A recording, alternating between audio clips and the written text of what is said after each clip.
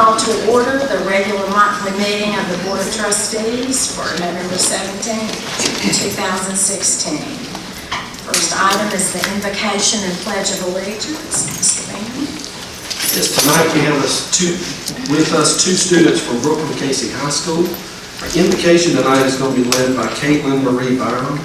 Caitlin's a senior at the Quest program at BC High School, where she's enrolled in all AP courses, and she maintains a 4.4 GPA. She's an active member of the National Honor Society, a member of HOSA, the Beta Club, the Math Honor Society, and the Latin Club. Caitlin has played tennis and golf for BC and is the chair of the Blood Drive Committee. Currently, Caitlin hopes to attend Clemson University or Lander University in the fall of 2017 and major in exercise science. She plans to become a physician's assistant. Tonight, leading us in the Pledge of Allegiance will be Benjamin Stone Cryer. Ben is a senior at Brooklyn Casey High School, where he is enrolled in AP and honors classes. He maintains a 4.2 GPA, serves as an officer of the Math Honor Society, and is a Bearcat mentor. Ben has been on the BC swim team for 4 years and played soccer for BC for 6. He volunteers at the Harvest Hope Food Bank every spring. Currently, Ben plans to attend the University of South Carolina and would like to major in finance and minor in international business. So with that, Caitlin, if you will step to the podium and lead us in the invocation. Let us pray. Dear Heavenly Father, we thank you for all of the many blessings we have received this year in the Lexington 2 School District. Please be with our teachers, staff, and board members. Please give them the guidance and wisdom as we move forward with the school year. Please be with our students.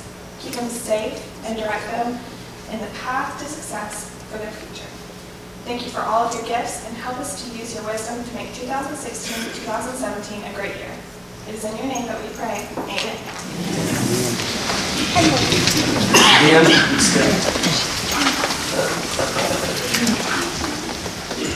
I pledge allegiance to the flag of the United States of America and to the republic for which it stands, one nation, under God, indivisible, with liberty and justice for all.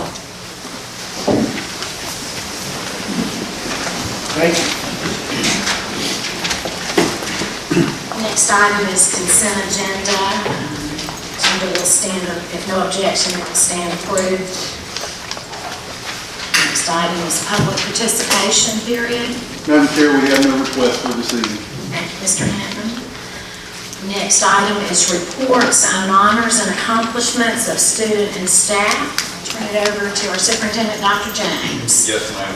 We have several groups of students and board members that we'd like to recognize.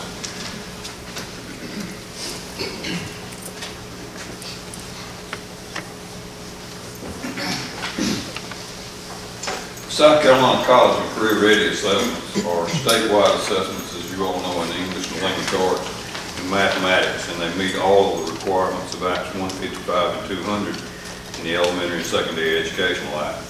All the students in grades 3 through 8 are required to take the SC Ready.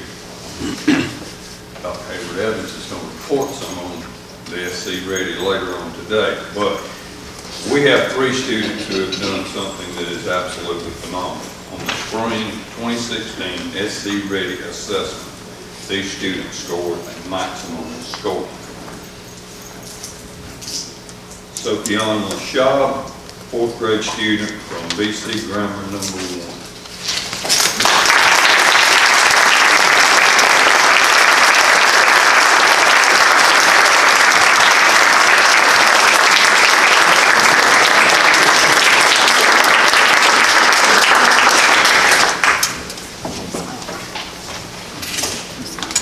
Jacob Kaminsky, 5th grade student, Springdale Elementary.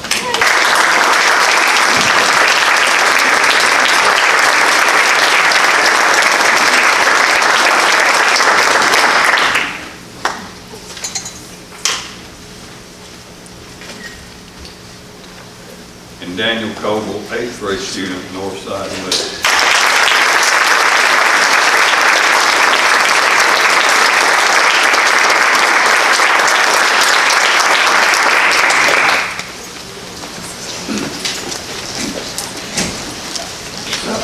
Palmetto assessment of state standards is also a statewide assessment that is administered to students in grades 4 through 8. All students in these grade levels are required to take SC Pass except those who qualify for South Carolina alternate assessment. The SC Pass test items measure student performance on the South Carolina academic standard. We're pleased to recognize 3 students who have a perfect score on SC Pass. Edie Brooks, 5th grade student from Saluda River Academy for the Arts.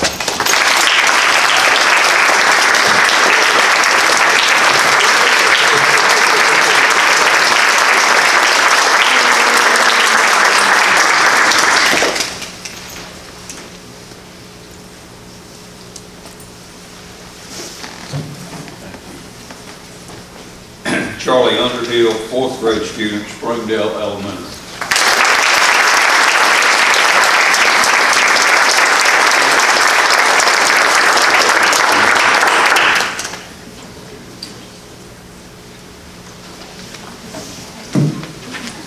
Cameron Jeffco, 7th grade student from Northside Middle.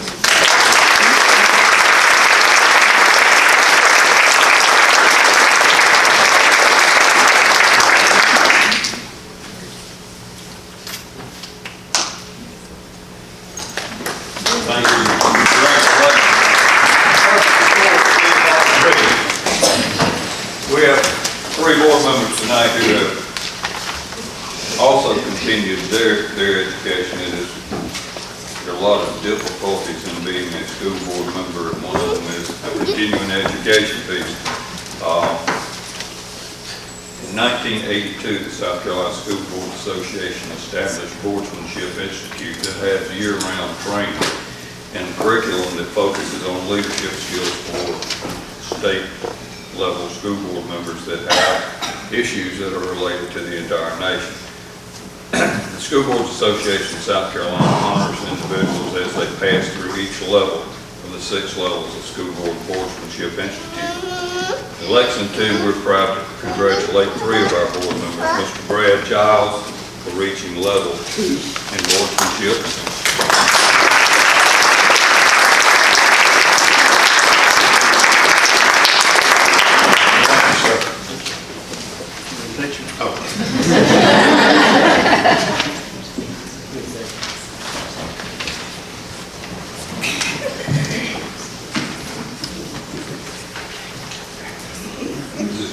Ms. Kay Kessler, level 3 in boardsmanship.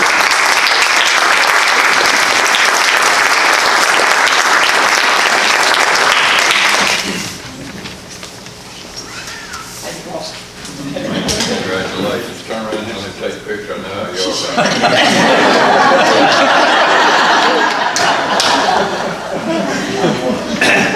And Ms. Cindy Kessler, level 3 in boardsmanship.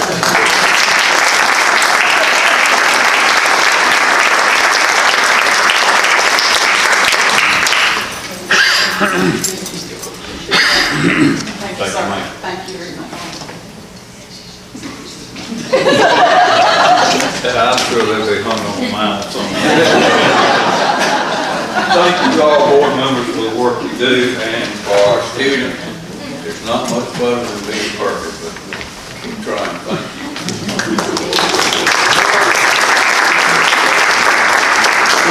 Madam Chairman, I do have one thing that's not on our agenda that is utmost important. Tomorrow night is the high school Blues Willie. We will have playoff games at both Airport High School and Lexington High School.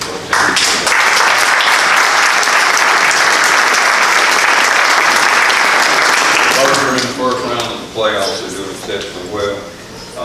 We do have it's a little bit iffy on because the high school league is measuring air quality and will let us know whether anybody can play, but we do want to congratulate our high school on that. Thank you. Thank you, Dr. James. Next, we have an item on the agenda is unfinished business, which we have no unfinished business. And next, we will move on to new business. May I ask a question about unfinished business?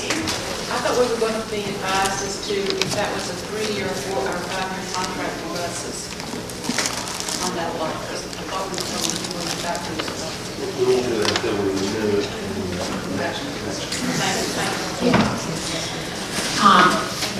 Next item is new business, and we'll move on, and I'll turn that over to Mr. Eisenhower.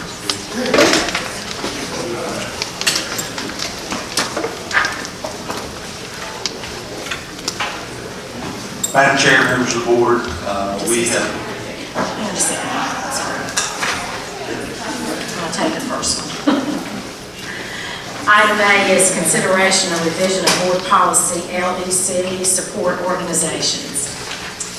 Thank you. I have for your consideration a change to revision to board policy LEC to avoid any conflict of interest. We're recommending to change that policy that stipulates that employees can't serve on a support organization officer in the school in which they're located. They can still serve as an officer on another school, PTO or booster club, but just the one where they're employed. So that would be our recommendation, make those changes. So they can still be active in the organization, just not hold an officer's Right. position, is that what you're saying? Yes, they can still be active, of course, yes. Okay. Motion to approve board policy, LEC, support organization qualifications. A motion, do I have a second? Second by Ms. Kessler. Madam Chairman, is this a recommendation from the School Boards Association to make this change? It's not, no. Okay. And we would allow anyone that's currently in that role right now to finish out this school year. And start this in the next one, since we already have some that are probably in place in some of our organizations right now. Okay. Is it, can I ask a question, is this based on financial conflict of interest, like a treasurer position? Is that the main? I'm just wondering what's the story, or why do we recommend this, I guess? A little bit. Also, what we have are situations where you may have I don't know that we have it, we're just trying to prevent a situation that may occur where you have an officer who's a treasurer who's working in a school, and she's treasurer, or he or she's treasurer of the organization, and teachers want something from that PTO organization, so they go directly to that employee instead of going through the principal. It kind of circumvents the principal actually having any oversight over what's going on at that school. Part of the policy already exists that the principal approves fundraisers, the principal approves some of those types of things. So it puts that person in a precarious situation, actually. And I understand it from a treasurer standpoint, and agree. I said no, that there was another reason for them not serving any other officer position. The treasurer, I can put them. Right. I said if that was the main focus of it, I was wondering, should we just say they should not have any financial We responsibility? could do that. I said no, there's any other reason that, if that was the main reason to draft, was the financial side. Because specifically, the PTO is parent-teacher, so why would we take a teacher out of the option of being, an officer in it? So I understand, completely agree on the financial side. I think move them from treasurer position, I think makes a lot of sense, so that you're moving kind of doubt there. I might suggest that we modify it just to reflect that. Treasurer. Yeah. Unless there's something else. We certainly can make that recommendation. We need to make those changes. Okay, so Have we had any other problems other than treasurer? Not that I'm aware of.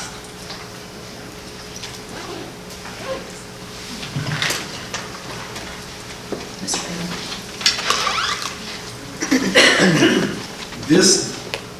Does it just apply to PTOs? No. Or is this booster club, this is All booster supportive clubs and all organizations, that other yes. stuff? Right.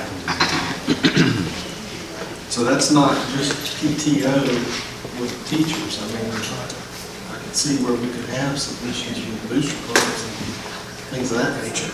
It's primarily, Mr. Bean, like Mr. Giles said, it's primarily to not put school employees in situations dealing with funds in their own buildings that might create a problem later on. Well, these would Or be. making decisions. These would be, these are school affiliated organizations where Right. we don't have direct control. Right, exactly. They are their own entity. So then if you start putting district employees in charge of those organizations, that's where the conflict would, I think, would be created.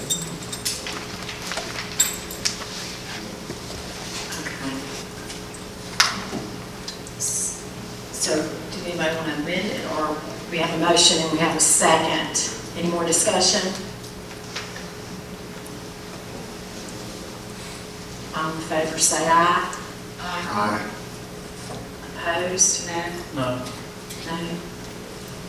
Everybody vote? You said aye. Okay. Motion carries. Thank you. That's all I have. Okay, now I'm going to turn it over to Mr. Eisenhower for item B, which is approval of final schematic presentation for Cougar Drive Elementary School.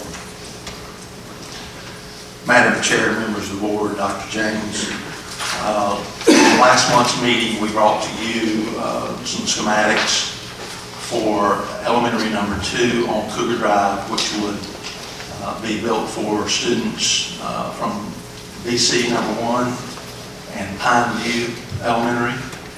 And we also brought to you schematics for Saluda River that would be upgraded and some additions built on to make it a very nice arts academy.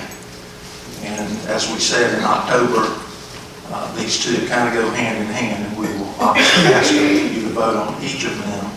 I just want to make sure that everyone understands that we're looking at these two projects being a package, because we want to make sure that the students from all three of those attendance areas are taken care of with regard to facilities. So at this time, we'd like to have Jumper Carter Cease and Thompson Turner to come up and make their presentations. Great, thank you, Mr. Eisenhower. Madam Chair, members of the board, Dr. James, thank you for the opportunity to be here. And I'd be remiss if I didn't congratulate you guys on a successful election and promotion of the boardmanship. So thank you for your service. It's really important, and we all appreciate it very much. As Don mentioned, this is just kind of an update on where we are with elementary school number 2 on Cougar Drive. It's a wonderful site, and we'll be able to realize some efficiencies of existing facilities already in place. The driveways there along Cougar Drive, we'll expand it, we'll make it wider, and to handle the additional traffic for a new elementary school. But we think it's important to also remember that we do have staggered times, and we'll have plenty of stacking space along Cougar. We'll, as I mentioned, widen the road, but also on the site itself have additional drop-off lanes for parents and as well as bus traffic. There's always the opportunity. And again, as we move down through the design process, the ability to go out to Hummingbird if the community supports that, and we have the ability to do that. The district owns the property out to Hummingbird as well. But we'll be working through those issues during the design phases, and we anticipate moving forward, if we get your approval tonight, we'll move forward so that we can break ground sometime in the spring of 2017, so that the building will be occupied in August of 18. So I think we're still on the original schedule and maintaining the occupancy date that was initially planned for.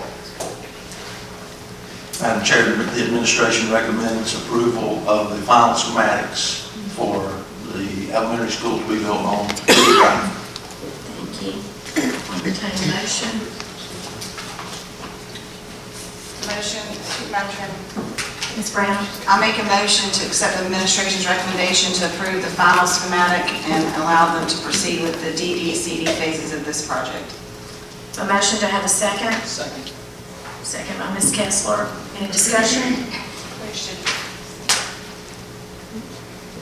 So we've kind of flipped to accommodate the site a bit more and that option of actually going out to Hummingbird. So Cindy, the cafeteria and kitchen area would be located now on the southern end of the site.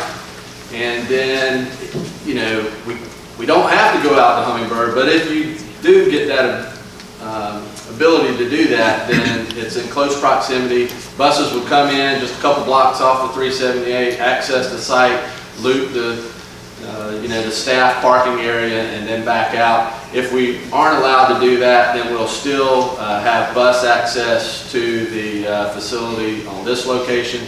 The parents will come down Cougar. Again, it'll be widened for this in this area to increase stacking depth, and then loop back around on site, so you've got considerable stacking area on site for parents to drop off their child at the front entrance. So the front entrance is right here. It'll be a sister school to elementary number 1 at Busby, Bulldog Lane, and academic wings here. And again, as a media center on this end, cafeteria and PE facility and kitchen facility on the southern side.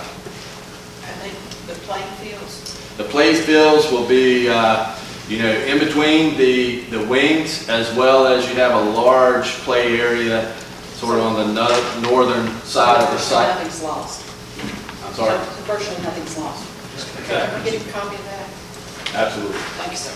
So you've got your physical education facility on the south side, but you've got the fields on the north side. That is one of the issues, but we felt that it was more important to have the cafeteria. Okay, the jogging path, I'm sure. Yeah, so we'll create a nice little walking path to the playfield, so you can do your cardio before you actually get there. Right. You're right. Yes. We will have connectivity to the. We will have connectivity to the play fields from the PE area. Absolutely. Thank you, sir. I'll look out. I know. That's a good question, and we've talked about it too, I promise you. Any other discussion? PE's gonna get more time, right? They'll get more time so they can make that pipe down. I know you can arrange that. We have a motion, we have a second. All in favor say aye. Aye. Opposed? Motion carries. All right, thank you very much.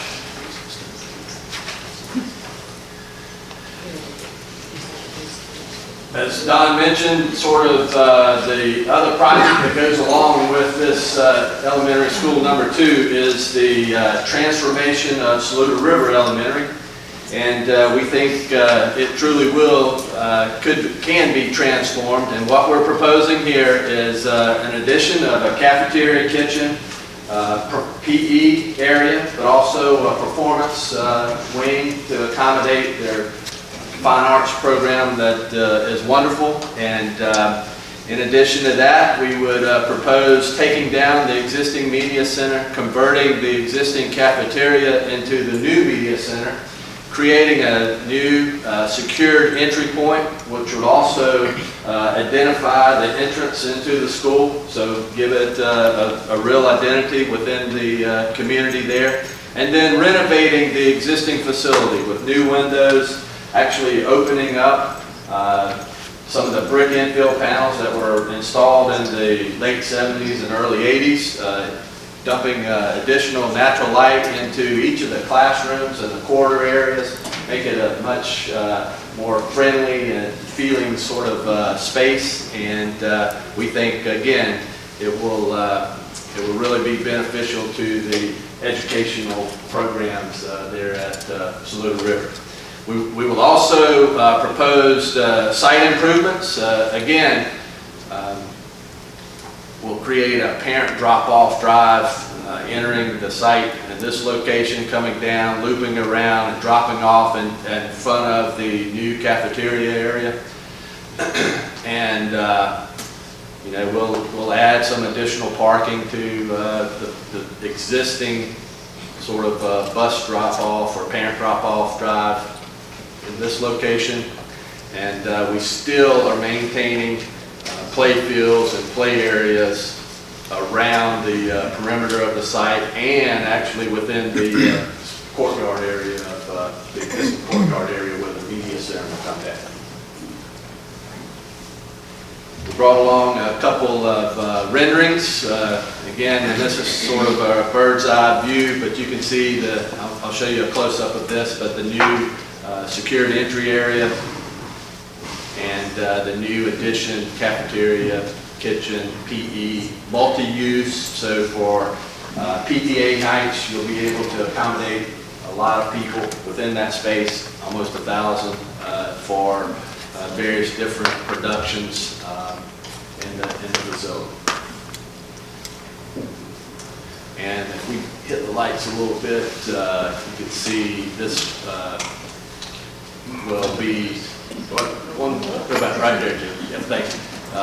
Sort of the new entrance, again, creating a safe and secure entry into the facility. All visitors will have to go through the administration area before they gain access to the rest of the school. And you can kind of visualize what the windows will look like. It'll be very similar to the way it was designed originally back in the 50s. So, but with energy efficient windows into the classroom. I think that's everything on Saluda River. Thompson Turner, Jim, if you'd like to come up and just make sure they understand financially what this is going to cost them. Absolutely. Thank you for having me here again tonight. We talked a little bit last time that I was here about the budget. We're still on track. We're looking at $8.5 million, but I wanted to address again your interests in potentially opening this school concurrently with opening elementary school number 2. And so we've evaluated some options, and we think that Jumper Party Seas is committed to the design to be able to finish sometime in the summer, and if we were able to bid the job in the summer, then we would be able to have it open for you in August of 2018 if that's what you'd like to do. So we wanted to go ahead and present that option to you. If you want to do that, we're on board and we're willing to go forward and move in construction this time. So if you have any questions, I'll be happy to take them. Madam Chair, what she's talking about basically is there was some interest from the board at possibly going ahead with Saluda River. We will be talking about scheduling a little more at a later date. So at this time, I'm not asking you to vote on that, but I do want you to know that we have researched it and we will give you some options that we feel will be acceptable to you and the community. So at this time, we would like to recommend that you approve the design, the final schematics for Saluda River. Thank you. Madam Chairman, I make a motion to accept the administration's recommendation to approve the final schematic and allow the district to proceed with the DD/CD phases of the project for Saluda River. I have a motion. Do I have a second? Second. Second by Mr. Kitty. Any discussion? All in favor say aye. Aye. Opposed? Motion carries. Thank you. We also wanted to give you an update on Brooklyn Casey High School, and Don and I attended the zoning hearing earlier in the week and the council meeting here at the city of Casey this afternoon. We've got approval to proceed to the zoning. We don't have any zoning issues with the city. And then just to remind you, this is a 3-acre site that Motel 6 currently sits on. Our proposal is to do approximately 40,000 square foot arena that would have 1,500 seats for basketball, locker room facilities for girls and boys, a weight room that will be utilized by all students, and then a PE classroom / Hall of Fame, plenty of space to display all of the trophies and awards that the athletic teams and band has won over the years in this large lobby area. It will also create a very secure sort of environment. So this really is an extension of the stadium wall, and we think will be a very handsome addition to the city of Casey and Lexington School District 2. Question, Mr. Cease. And this might seem petty, but the awards area where they're being displayed, is it significantly larger than airports which would fit between that door and this wall and that new arena? Yes, it will be, and I'm not sure if we have, well, let's see, right here. So in addition to almost 30 feet, linear feet of trophy type space here, an additional 25, 24 feet there and there, we also have these trophy kiosks. So if you've been to Cameron or some of those spaces, even over there at USC, they've got these displays that are, four-sided that can be really cool. And I think you get a lot of, potential for display, and put your most current awards up front, or, are very significant state championship awards, and a very high-profile job that would be high-profile place that would be highly visible for all visitors.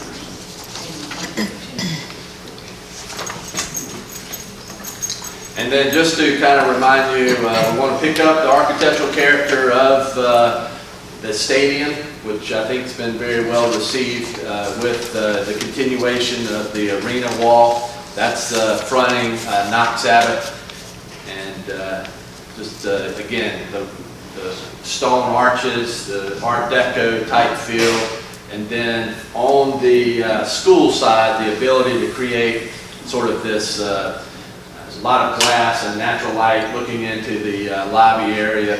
All of the visitors will actually be coming from the school side, so we have a nice ticket window area and a substantial lobby area to accommodate large crowds.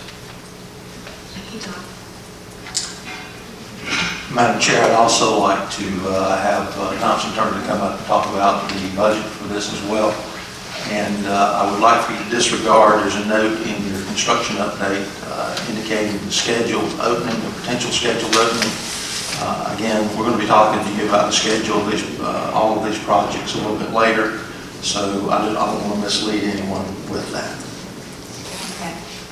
So I gave you a budget the last time we were here of $10.5 million for the arena. We're still confident that these numbers are good for the design that Todd has presented to you.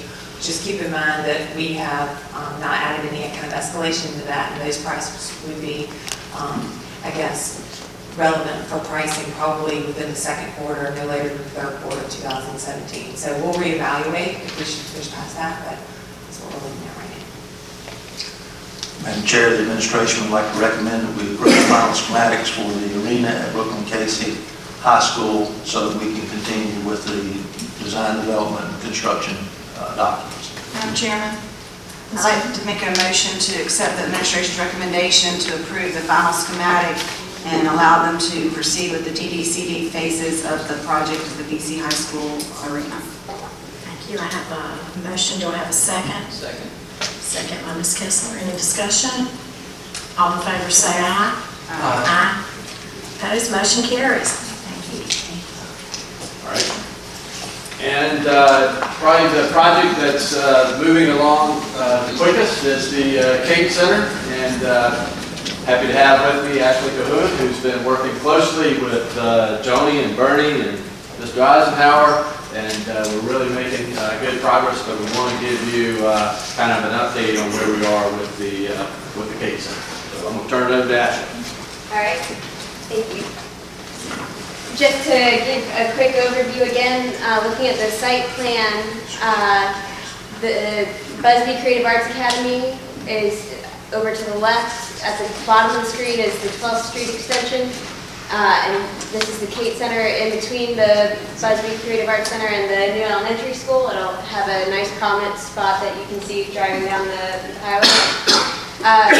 The building is divided up into two major wings, a high bay wing and a more high-tech type wing. The high bay area has agriculture mechanics and welding and automotive mechanics and building construction science and a lot of spaces that have a lot of equipment. There's, you'll see outdoor project learning spaces where they can collaborate.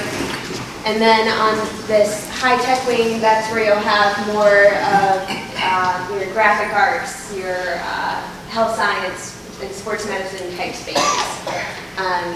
The project is going to have a lot of traditional materials like the buildings next door, the brick and the cast stone, but we'll also be bringing in a higher tech feel with lots of glass and bringing in lots of natural light into the space.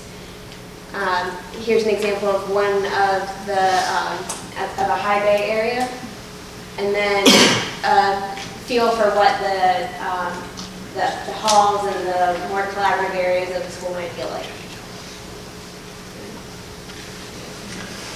Madam Chair, at this time, I'd like to ask Bill Cram from MB Con to come to the podium and present guaranteed maximum price for an early site package approval. Thank you. Excuse me. Thank you. Good evening. It's a pleasure to be here, and I'm glad to be bringing you some good news. We went to the market with the documents for the early site package, got some very competitive bids from highly qualified contractors. I'm happy to report to you that the bids came well within the budget, and we have a proposed guaranteed maximum price of $1,603,357.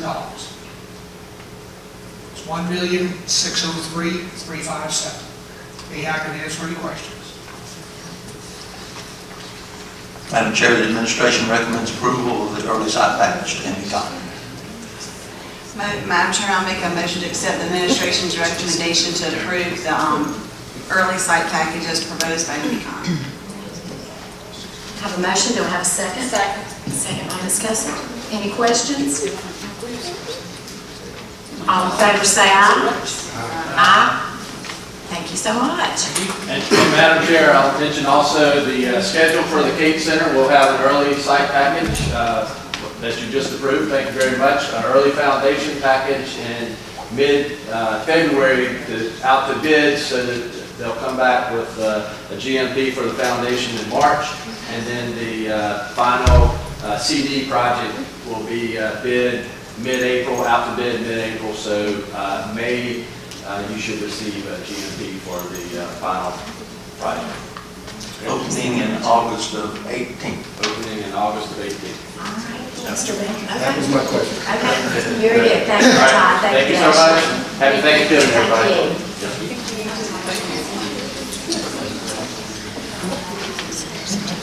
Madam Chair, we have also included in your packet of information some potential roofing projects that we would like to do next summer. And with the lengthy process of getting these approved, designed and approved by the Office of School Facilities, we would like to ask that you give us the approval to go ahead and start with getting these designed and out for bid through Shepherd and Associates. And the schools that we are looking to do right now are Congaree Elementary, Brooklyn Casey High School, South Wing, Davis Early Childhood Center of Technology, and potentially Fair Education Center, depending upon what we do with that facility. So you want a motion all grouped together? I really would just like for you to give us approval to go ahead with these, and we'll keep you updated as we go through it, but that right now is what's on our list. Mr. Mayor? Madam Chair, I make a motion to authorize administration to begin the design process for the re-roofing projects presented as presented here.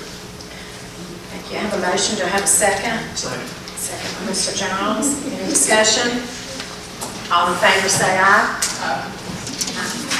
Aye. Yes, sorry. Beth? Aye. Kevin? We're good. Cindy's being disruptive. Cindy, No, I'm not. Never. You moved during this.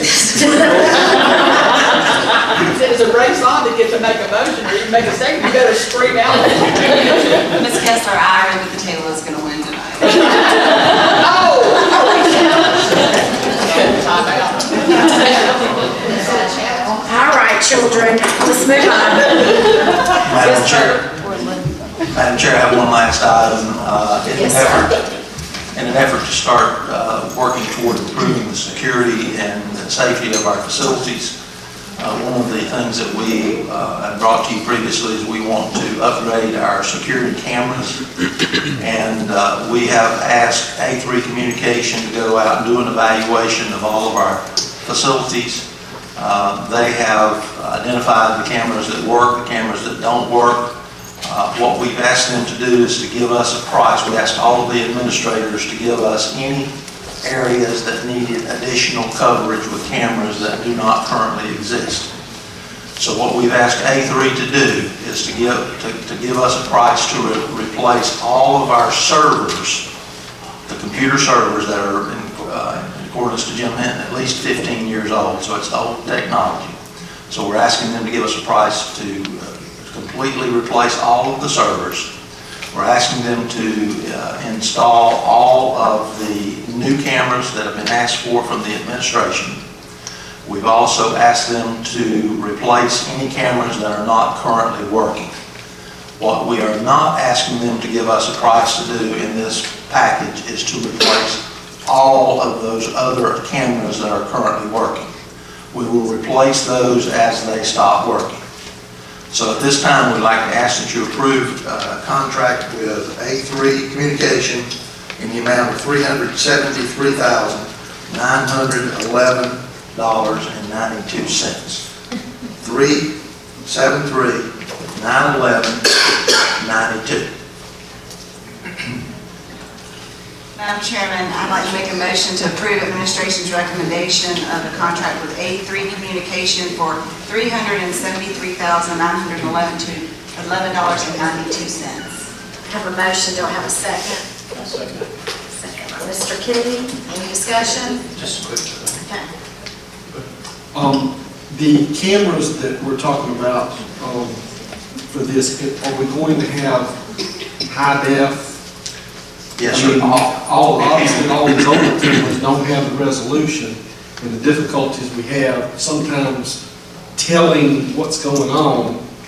Certainly technology today, with IP cameras and things like that, you can really get high definition pictures and stuff that it helps tremendously when we're talking about security and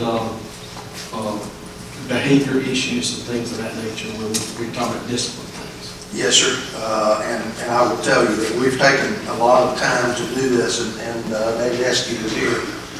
He has been my right-hand man on this, but because I don't fully understand all of the jargon that those guys throw out. But what I've asked them to do is to give us top quality cameras.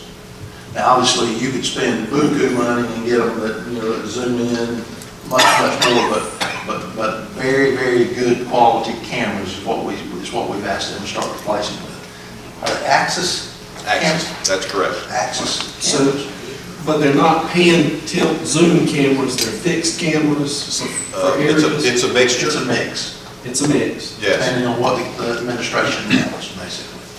And how about, do we have any infrared type stuff at the doors and stuff where people might break in at night where we could get good images in the dark? Yes. Where requested, those cameras are going in. That's my question. Couple quick questions. Number one, are the new servers going to be able to function properly with the old cameras since it's such a big difference in technology?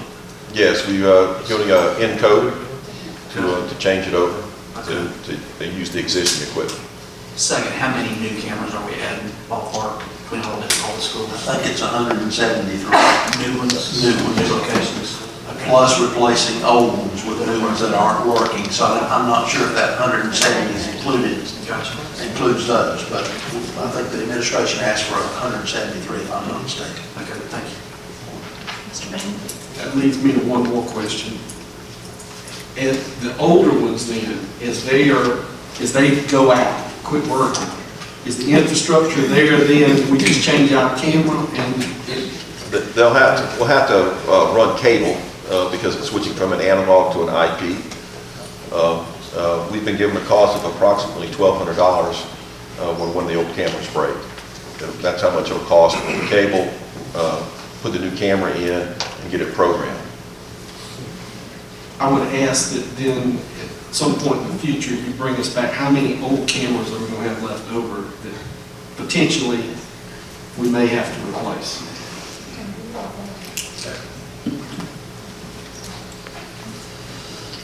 I have a motion.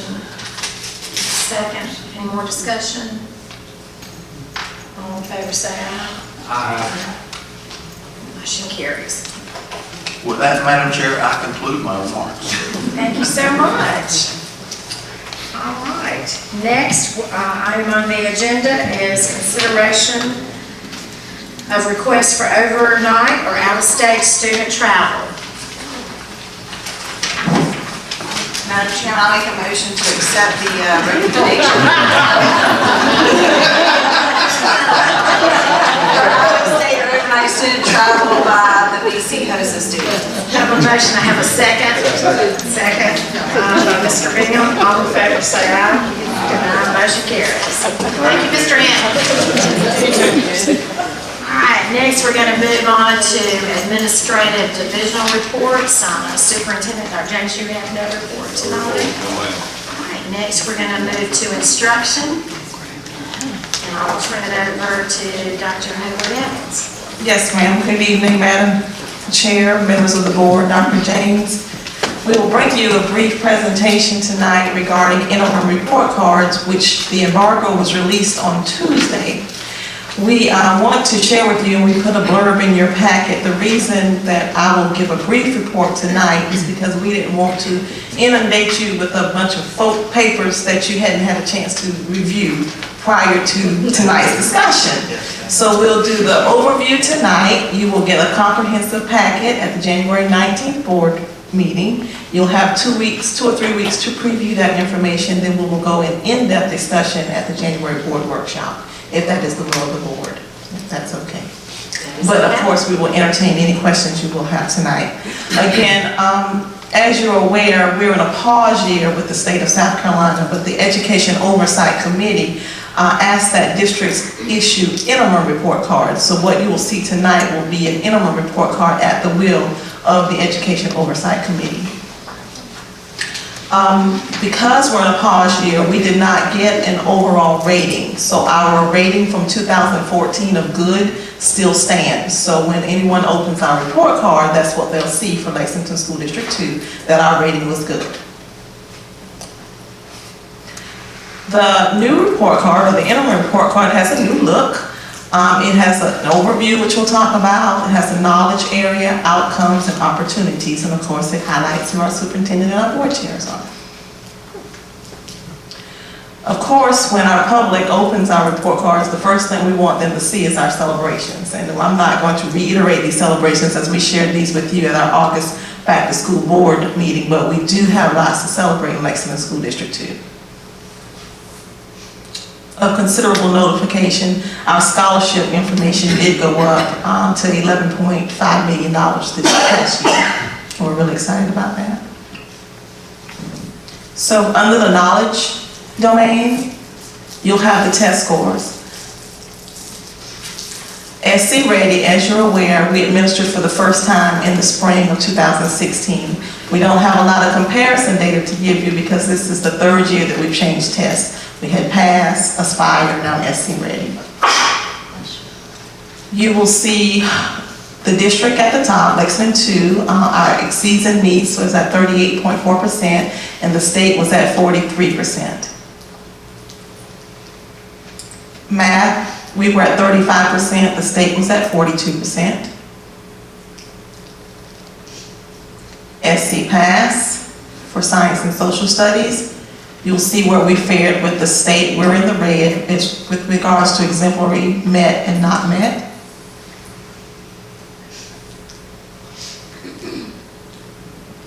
Social studies.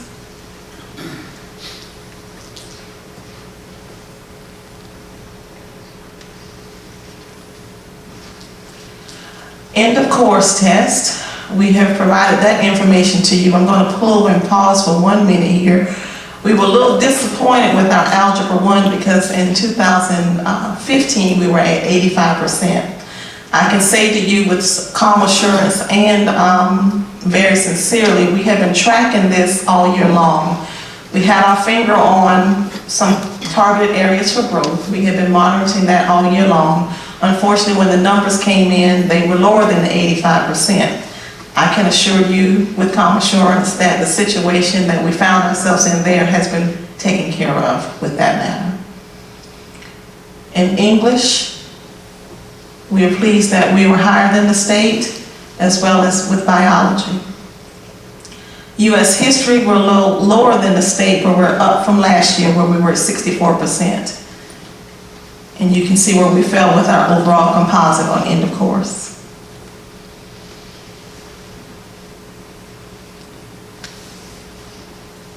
For ACT, as you're aware, we administer that now in the state of South Carolina to juniors.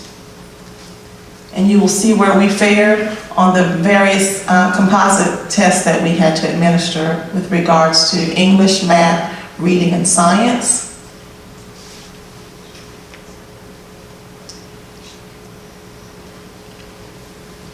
And writing. And of course, the district is in the blue.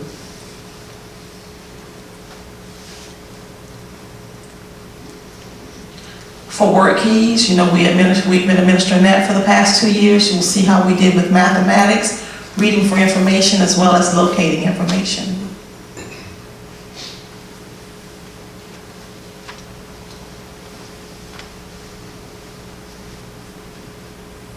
So our current reality, our ultimate objective is to graduate our students college and career ready.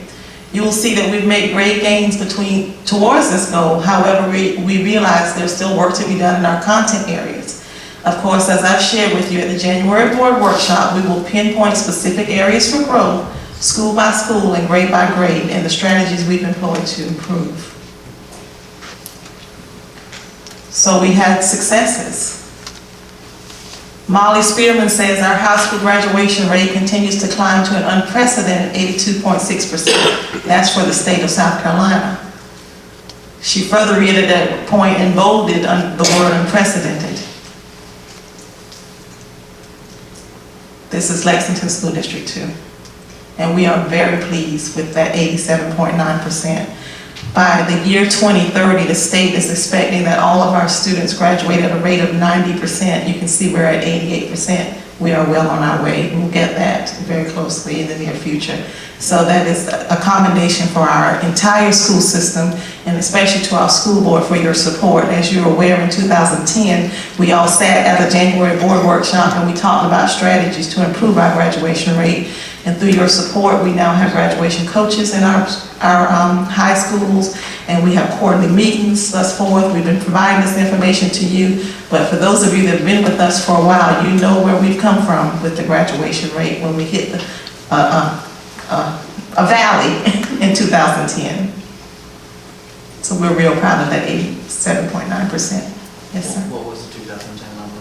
67%. Put that program in, I wondered how many students have to take the grad class that were failing. The right point? Yes. I don't have the numbers with me, but those were some of the strategies that we did put in place, yes ma'am. We put the extension expulsion model in place. So you'll see where we came from 2013, which is currently reported on the interim report card. You'll see that we've made steady increases.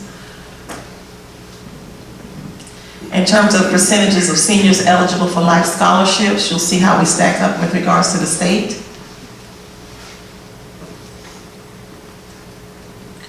Under Under the Opportunities tab, our public would see that our percentage of students served by gifted and talented is going up by 2.5%. The percentage of students retained is going down. Our annual dropout rate is at 1.2%. Our dropout recovery rate is up 6.3%, and our students participating in work-based experiences up to 6%, up by 6%. K students, which is huge based on what Mr. Cease has presented tonight, that with regards to participating in co-curricular organizations, that's up by 12.7%. If you remember the young man, Nino Chambers, who was the State Entrepreneur of the Year, it's because he has been a part of things like FBLA and DECA and such organizations. We have a healthy and robust model in place with regards to our co-curricular activities for our K students. Our number of students enrolled in dual enrollment, they're up by 20 students, and the student success in those courses is up by 1.4% to a rate of 98.3% overall. And our prime instructional time is up by 0.5%, which equates to 86.7% overall. And just as a reminder, I will entertain any questions that you have tonight, but detailed reports will be disseminated January 19th with full discussion at January board workshop. Thank you. Any questions? Thank you again. All right. Next, we will move over to finance. I'll turn that over to Ms. Richardson. Thank you. I have before you an updated, I put at your place an updated October revenue. We got the treasurer's report after the packets went out. So this is the updated with an additional right at 1.2 million tax revenue for October. I'll be happy to answer any questions. Several months ago, I asked about what the insurance payoff for the airport was, and I haven't seen those reflected in here. I think we've received that money. Can you tell me? We've received a partial piece of that money. Mr. Eisenhower and the adjuster are still working on the actual structure piece of it. And what was the So we've only received right around $400,000 on the initial, but there will be more coming once they finalize some of the structural damages. And where does that money go? We have an insurance fund that we hold that so that it can cover some of the cost of, that. So it won't go back into the improvement at Airport High School? Yes, that's why we put it in a special revenue fund, so. For that school? Yes, we separate it out. We have several different insurance reimbursements, so we keep them separate so we can track them with the expenditures that are associated with that reimbursement claim. When do you anticipate knowing the other part of the picture? We've actually been working with Contract Construction. He was here earlier. I don't know if Greg's still here or not, but Greg's company is doing the work out at Airport right now, and we were very fortunate to have been working with them at that time. And they've been working with some structural engineers, and Greg's actually been trying to get together some numbers for us. Greg, do you have any idea when we might have those? Yeah, probably next week to 10 days. They just got me the plans we were looking for and some feedback on their prices. Do you have any idea of what that amount might be? It'd be more than the original 400. Because I thought it was close to 200 million, to 2 million. And that's why I keep wagging the thing. We should have gotten some kind of report by now. I mean, if one entity knows approximately how much damage was done, somehow we should know that. I don't think anybody, that's what they're still trying to assess. When, I know, Mr. Josh may be able to answer this a little better than I can, but my understanding is they can say what they think what they can anticipate a loss would be, but that doesn't necessarily, until they get the adjuster out to assess the loss. Yeah, it's typically a multi-step process, so they do an initial assessment just based on the visual that they can see. They issue some monies, to help get things started. But then when these guys start actually tearing it apart and they find this beam or that, and all that kind of thing, there'll be supplemental monies added to that. So it can be a lengthy process, particularly when you're talking about a major fire like this. So there will very likely be multiple payments made over time as they tear this thing apart and put it back together. Right. So if there was a number that was thrown out by anybody, I don't have that number, so. Any other questions on revenue? Also have expenditures. Thank you. General fund, thank you.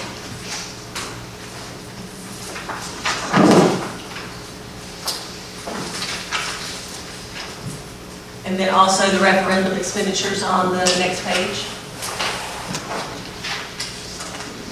Again, I'm happy to answer any questions you may have.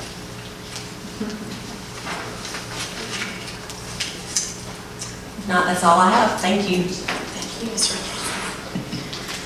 Next item on the agenda is administration and student services. First, before we get to that, the monthly financial report will stand approved as presented if no objection.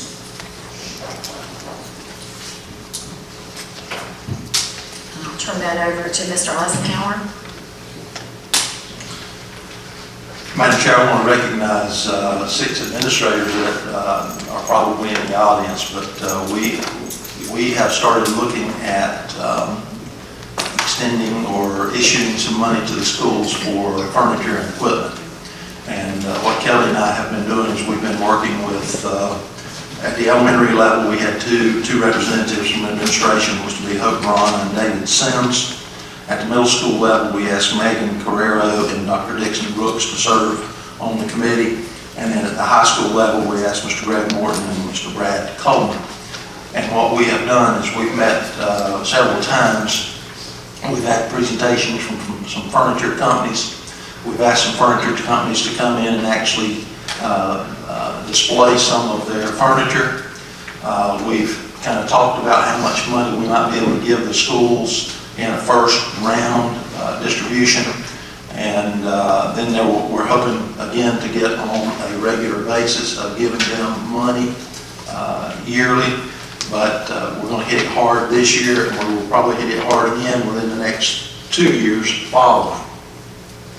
But what we're proposing to do, and we're not asking you to vote on it, but we're certainly willing to modify it if you feel that we need to do that. But the committee basically felt that we should look at giving them around $150 per student for this first round. Now, if they have a cafeteria edition or classroom editions that are going to be new, then that would basically not be part of this $150 per student. We will fully fund the furniture that goes in those new editions as needed. So the plan is that we've narrowed our endorsement down to 2 companies, which would be 2 companies that are very reputable in the area. One is Verco Furniture, the other one is New Idea Furniture, and they both have local representation. We're going to ask them to come in either the week of December the 5th or the week of, I think, December the 12th, and basically for 2 days, their company will display furniture in our lobby.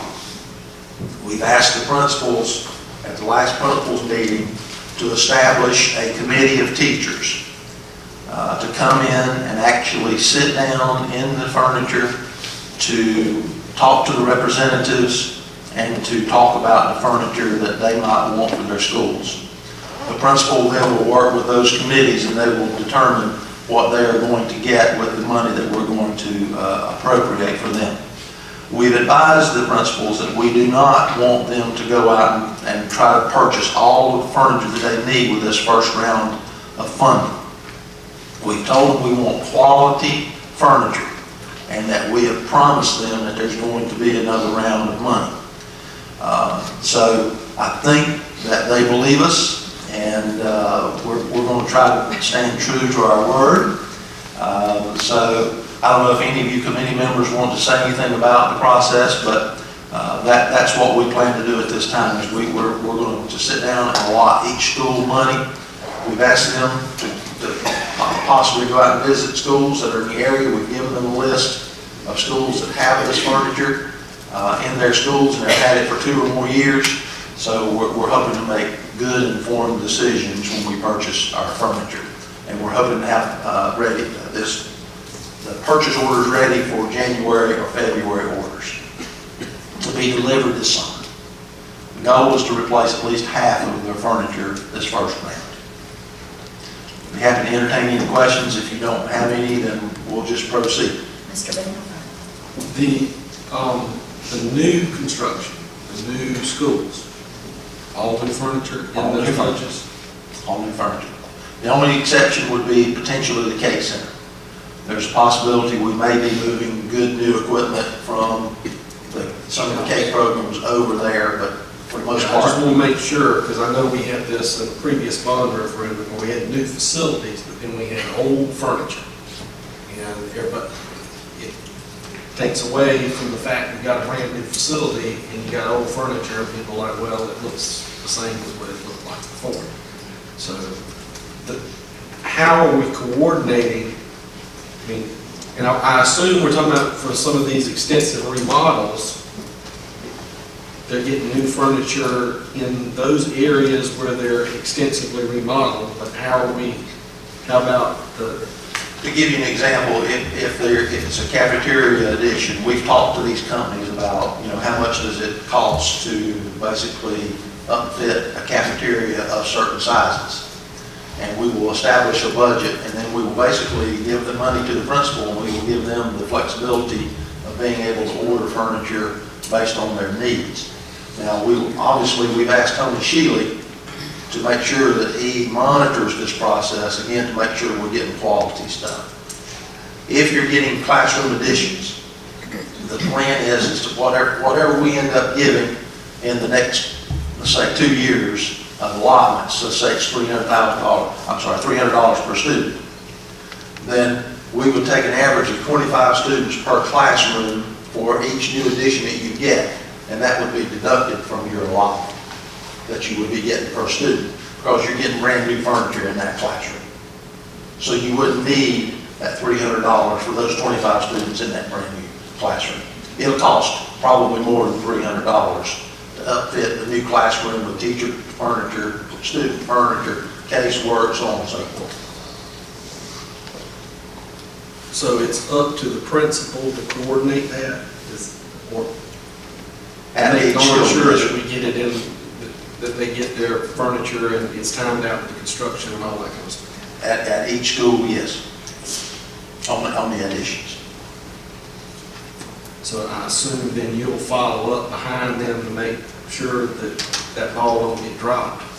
Yes, sir. That's part of what we're working with Tony Shealy on. We're working with maintenance on the plan to try to get, part of our issue is trying to get rid of the old furniture. I mean, that's going to be a task in itself. But we're trying to think through this as best we can, and yes, sir, we're trying to make sure that we're on top of making sure that these things are ordered in a timely manner.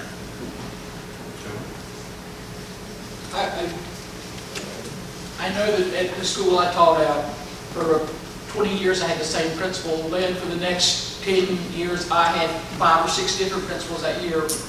They didn't share common philosophies. My fear is if we start with the furniture from this principal, then here today, gone tomorrow, somebody's not there next year, will that continue with the same style or same? That's the thing that bothers me about when you put. Furniture has changed so much in the last 10 years. I mean, it's become much more collaborative in type environments, but we're able to pull furniture together to make tables and things like this. A lot of it's going to come down to the teaching styles of the teachers. And that's what we're encouraging the principals to do, is to get input from those teachers. Not to change the whole style of the school. Correct. Well, and I have a similar question too. So with these 2 companies, are the principals going to have, hey, here's the pre-approved, you can choose this, this, and this? Obviously, I know they want to do what's specific to their teaching style and what kind of curriculum they have, that kind of thing, but are they going to have a pre-approved list of this, this, and this? Or is it going to be, here's the company catalogs and, At this point, they have the company catalogs, and again, we're going to set up, all this lobby will be full of furniture so that the teachers will actually be able to come in, test it out, and see what they want to do. In fact, we've asked the companies, and I know I saw at least one email from one of our committee members. We've asked the companies to supply these committee members with some furniture samples, even before the furniture is set up in the lobby. are you bringing a group of kids that can like jump on and stand and really test these things out? And I think also, that's one of the reasons that we're encouraging encouraging them to go out to schools that have had this furniture in place for up to 2 years. Yes, ma'am. You want the furniture to last indefinitely, but it doesn't do that. Don't you, have you even considered being a little bit more universal across our district? Because you can go into classrooms in several of our schools, and in one classroom, you may have 12 different kind of chairs. Well, down the line, that may happen to us again. We might come into financial situations. Who knows? We can't predict the future. And then we're going to have hodgepodges of different types of furniture throughout our school district, where we won't have much of an option or opportunity to swap or to interchange or to reaccommodate if we have so many styles. I think you're going to see some common trends at schools. I think that's what you're going to see. But at this point, I mean, and again, we can talk about it as a committee, but you've got all this creativity in these classrooms, all these great teachers that we have, and I hate to limit that creativity, I guess, to a certain extent. We can do whatever, you know, obviously, but I think these principals understand that they don't get a whole lot of money to buy furniture. In fact, they've said they haven't had any in 15 or 20 years. So I think they understand the importance of getting good stuff and stuff that will work for a long time.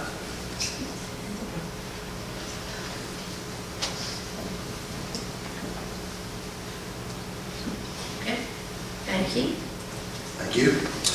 And I have provided you with a construction update.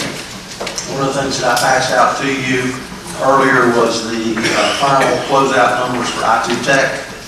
I wanted to just give that to you as well as part of your construction update. And I'll be happy to answer any questions that you might have.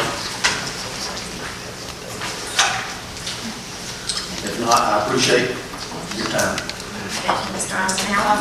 Madam Chairman, Ms. Brown. Mr. Eisenhower, are we keeping this fairly up to date on the website as well? Because I had a call about a month or two ago, and when I went on the website, it wasn't as current as what the board had. I mean, It's usually about a month to 6 weeks behind. Okay. What I usually do is after a board meeting, I start preparing the construction information that I give you with the approvals. And I'll just be honest with you, I mean, just like this week, I spent maybe 1 hour in my office. Yes. So I'm a little behind on it, but I think the only one we're behind on right now is the note. We don't have the October one up yet, I don't think. Thank you. Any other questions? Thank you, Mr. Eisenhower. Next is human resources, and we have no report item. Next item on the agenda is executive session. Madam Chair, I make a motion that the Board of Trustees enter closed session for consideration of personnel appointments and resignations, consideration of a student disciplinary appeal, discussion of property matters, and discussion of a legal matter. Have a motion and a second. All in favor say aye. Aye. Going down to executive session.